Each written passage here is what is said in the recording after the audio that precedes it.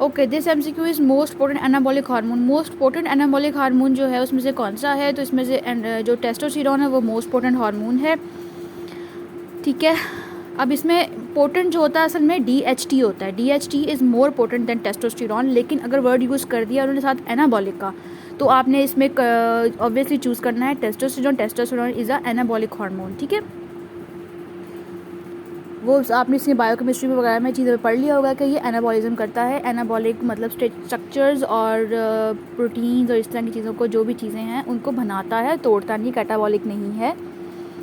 Mails के अंदर जो है उनकी हाइट में और इन सब की चीज़ों में और उनके सेकेंडरी करेक्टर्स में हेल्प आउट करता है। विच of the following is potent androgen? Potent androgen, ठीक है। इसमें सबसे पोटेंट एंड्रोजन जो होगा एस्ट्राडायोल है। इसको आपने इस तरह से याद रखना है कि एस्ट्राडायोल है तो डॉल्ट है तो छोटी बच्ची में होगा, ठीक है। बच्चियों में जो होता है वो एस्ट्राडायोल होता है। उसके बाद आ जाता है ईस्ट्रायोल। ईस्ट्रायोल प्रेग्नेंट फीमेल्स में होता है और ईस्ट्रोन जो है वो मीनोपॉजल वुमेन्स में होता है, ठीक है।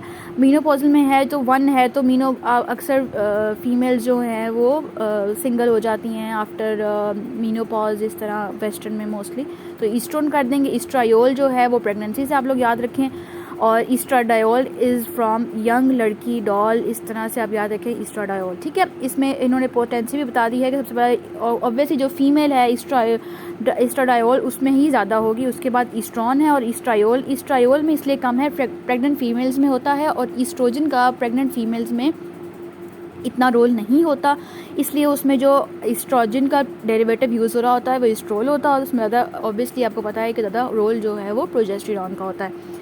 Lateral hypothalamus injury result in, अच्छा, हाइपोथैलेमस के पार्ट जो हैं वो मीडियल हाइपोथैलेमस और लेटरल हाइपोथैलेमस, ठीक है। अब जो वेंट्रोमीडियल उसका पार्ट है वो रिलेटेड होता है, वेंट्रोमीडियल पार्ट जो है वो उसका रिलेटेड होता है विद द फुलनेस, और लेटरल पार्ट रिलेटेड होता है विद द हंगर, ठीक है। अब उसने लेटरल पार्ट की जो है उसकी इंजरी होगी है तो उसका मतलब है कि उसको भूख नहीं लगेगी, तो इसमें हम मोर फीडिंग काट दिया और उसको ज़्यादा, उसकी भूख जो है वो ख़त्म हो गई है, फुलनेस ज़्यादा रही है क्योंकि वेंट्रोमीडियल रह गया है, पीछे लेटरल हमने काट दिया है, तो हंगर ख़त्म हो गई, पीछे हर टाइम फुलनेस की फीलिंग रही और इनहिबिशन ऑफ फीडिंग हो गया। विच of the following decreases the secretion of growth hormone from anterior pituitary, ठीक है। सोमैटोस्टेटिन आपको पता है कि ये नोटोरियस ऐसा है जो हर चीज़ की, दुनिया जहान की हर चीज़ को रोक देता है, तो ये तो आप लोगों को भी पता ही होगा। GIT की सिक्रीशंस को भी रोक देता है, GH को भी रोक देता है, ठीक है। उसके बाद आता है patient with CRF having low calcium and high phosphate, explain the biochemical change. Explain the biochemical change, इसमें यह है कि विटामिन D जो है 125 डाई हाइड्रोक्सोकैल्सीफेरोल जो है वो नहीं बनेगा, बिकॉज जब ये ज़्यादा हो गए, लो जो है कैल्शियम हो गया, हाई फॉस्फेट हो गया, इसका क्या मतलब है कि हमारे पास PTH नहीं हो रहा, क्योंकि PTH का काम है high calcium and low phosphate. तो जब PTH नहीं होगा तो PTH का ही काम था हमारे पास एक्टिव फॉर्म में विटामिन D बनाना, तो वो PTH नहीं है। अब ये किस वजह से नहीं है, उसमें से कोई भी इशू हो सकता है कि किडनी का, obviously kidney chronic kidney failure हो गया है, तो इसमें अनरिस्पॉन्सिव होगी वो PTH को। PTH तो है लेकिन वो रिस्पॉन्ड नहीं करा PTH को, जिसकी वजह से 125 विटामिन D जो है हमारे पास नहीं बन रहा। Maximum bioavailability drug is by IV। Obviously आपको सबको पता है कि जो सारे सिस्टम्स को निगेट कर देता है और उसमें कोई भी चीज़ इन्वॉल्व नहीं है डायरेक्ट या ब्लड में डालने एक चीज़ को, तो इसमें ऑब्वियसली D होगा। IM में भी आप मसल में डाल रहे हैं, लिंगुअल भी आपका एब्जॉर्ब हो रहा है, ओरल आप ऑब्वियसली पेट मुंह से ले रहे हैं, तो इसलिए।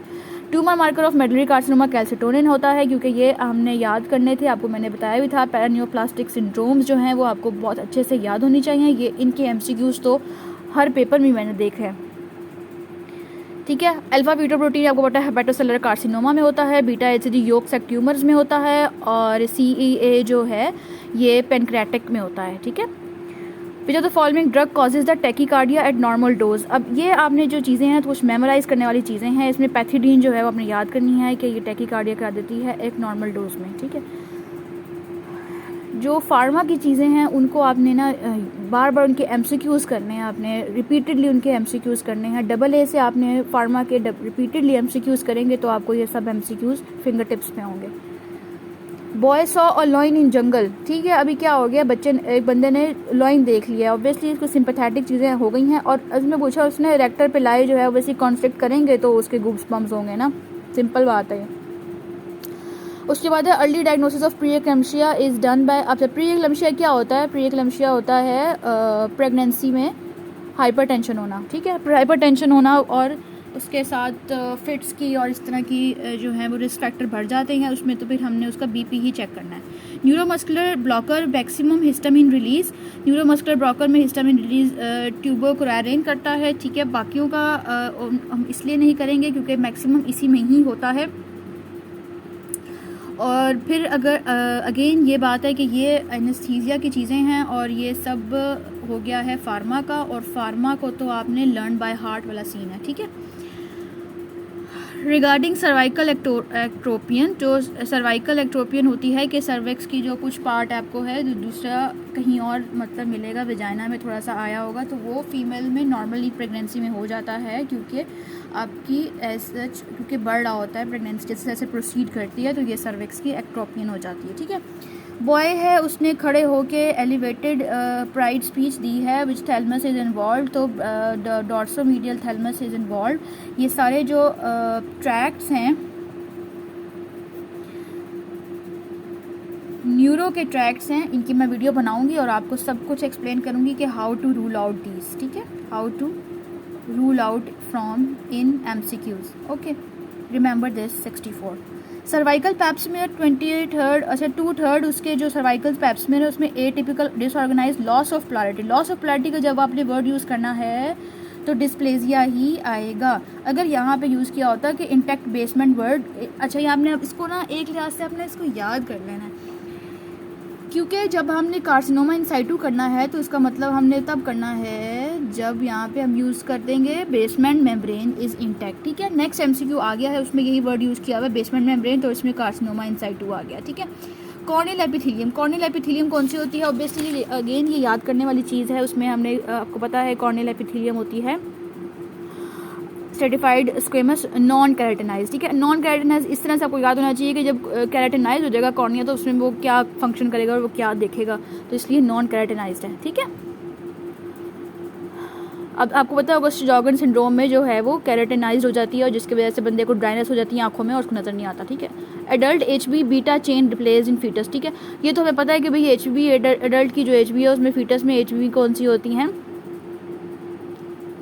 गैमा होती है, ठीक है। उसके बाद ये ऑब्वियसली छोटी छोटी चीज़ें आपको आती होंगी, इसमें एक्सप्लेन करने वाली तो चीज़ को ही नहीं है कि एडल्ट की HB क्या है, फीटस की HB क्या है, ठीक है।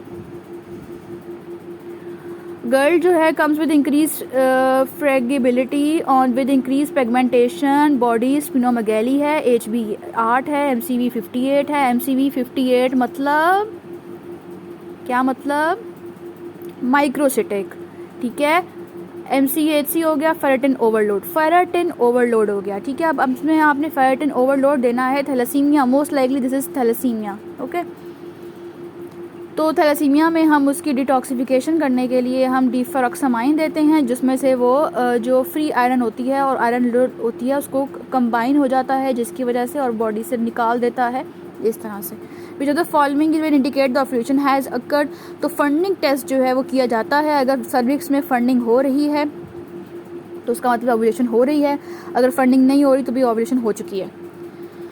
Histopathology of malignancy show which of the following. अब पैथोलॉजी की मिलिग्नेंसी में ऑब्वियसली जब इन्वेजन, आपको मैंने पहले भी ये सारी डेफिनेशन मैंने आपको बताई है कि जब बेसमेंट मेम्ब्रेन में इन्वेजन हो गई तो आपकी ऑब्वियसली मिलिग्नेंसी वो शो करेगा मिलिग्नेंसी।